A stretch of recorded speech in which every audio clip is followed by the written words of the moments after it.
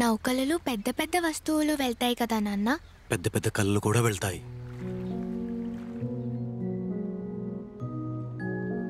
ఈ లోకల్ వస్తువులు ఏం చూస్తున్నావు? నీకోసం మంచివి తెచ్చిస్తాను, సరేనా? ఇంపోర్టెడ్వి. రా వెళ్దాం.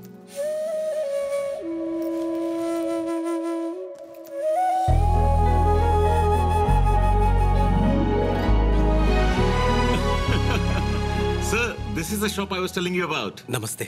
I love those. నేను అరే పూర్తిగా వినండి సార్. I need 10,000.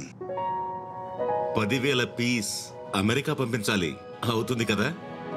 అయిపోతుంది.